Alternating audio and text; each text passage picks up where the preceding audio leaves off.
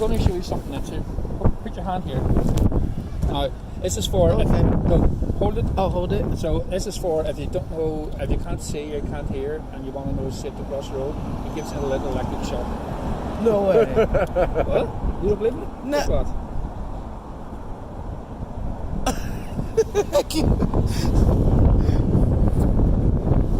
So this will let me know when to cross the street. It's to let you know when to cross the street. Okay. It's safe.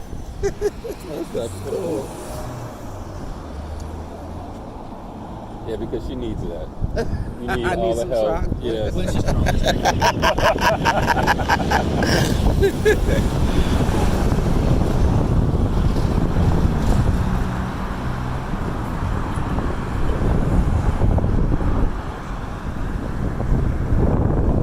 Oh, that's cool. It just spins. It just spins, yeah. I was waiting for the shock. I'm like, oh, okay.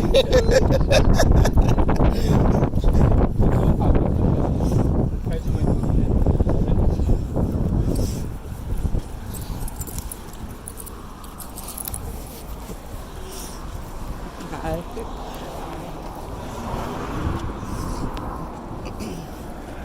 So you have a lot of room. We're going to step across the other way. Okay. But, Oh, so this panel here is all Republican icons. So you have this one represents Mother Ireland, the shipper. okay. Okay. You have people like Mickey Devine, who was one of the hunger strikers, one of the 10 men that died. Bobby Sands, you've heard of Bobby Sands? Yeah. It's him. You have Joe McDonnell, a lot of hunger strikers, but then you also have this guy here. But you have people like James Connolly. James Connolly was a Scotsman. He was very much, he wasn't a Republican at the time, he was a trade unionist. Yeah. He was all to do with workers' rights. He came to Ireland, he actually lived in a house about a mile up the road here. Okay. So, and then he went into down south.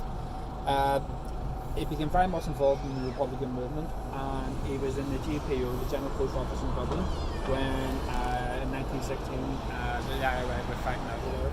It was absolutely devastated by the British Army. Mm-hmm. He was captured, and he was that badly wounded that when they executed him, they had a place they tied him into a chair so he could sit upright, so they could shoot him. Oh, wow. So, his death, I'm just looking at there's a screw here, the one that's on the road. So, be safe there.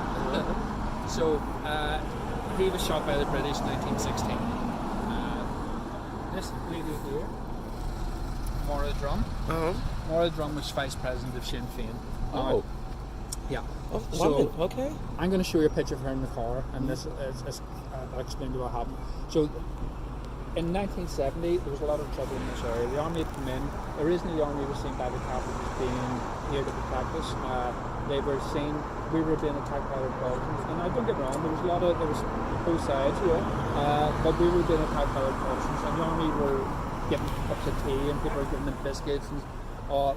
But then it very quickly turned because the army then asked for intelligence on Irish Republican terrorists. At the time, the police didn't really have any intelligence on Irish Republican terrorists. What they did have intelligence was on civil rights, people who were involved in civil rights. Okay. So they just handed that, and the army thought these were terrorists. That's how my father ended up in town. My mother was big in the civil rights movement. Okay. And all this kicked off. So then the Catholics then turned against the army. It was a national reaction. Wow. Internment kicked off 9th of August 1971. So that's when they were just arresting people.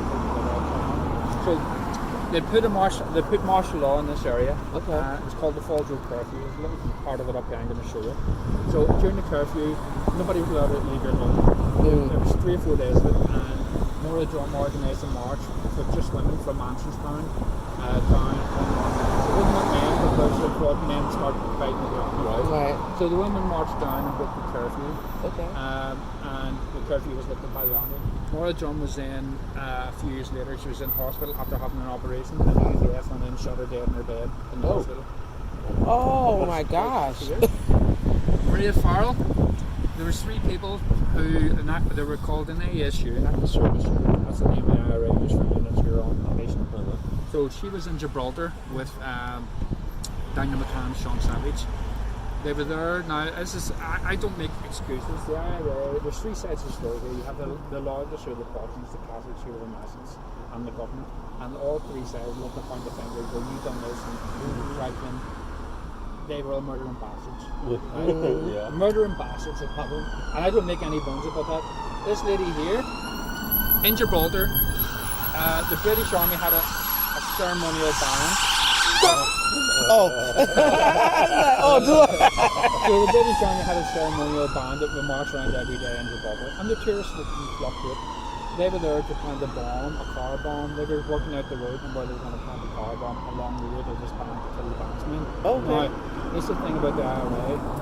The IRA were sent in a mission. They don't give a shit if you and your family and your kids and your cousins all stand there watching the band. They put the bomb there and they'll walk away and blow up. They've done it time and time again here. There's been 30 people killed with a bomb because they wanted to get a memorial. So the SAS was sent in, and her and the other two guys were shot dead. Now, Renee Fowle grew up. I didn't know her, but she grew up from the Belfast near to like the west of my life. On the right. Yeah. I went to school with her brother, Don. My younger brother, who's a year younger than me, went to school with another brother, there's Kevin, and I knew them quite well. And that's the thing about when you walk around places like this. There's a lot of people that you just know. No, right. Or know of. Bobby Sands, the first one. You've heard of Bobby Sands, hunger striker? Yeah. Right. So what happened there was, I was in the area where he lived. It's called Cumberland. I just happened to be there the night he died. I'd met a girl at the bar and we met up at our house. Next thing the place went ape shit. And Bobby Sands died. So a few days later, the funeral was taking place and it was coming up near where I live. So I'm standing here, we were watching the funeral, and there was a hill, but it's a bit steep in this, but you can see a hill coming up, or the people coming up the hill. And I seen two guys walking down that I happen to know, and they go, "Hi Billy," I go, "What are you at?" And I go, "Just watching." Give me an armband. Next thing I'm marching in the funeral, had to keep people off the road. At Bobby Sands funeral. It wasn't because I knew Bobby Sands, Right. Just because I had a couple of guys in the other house.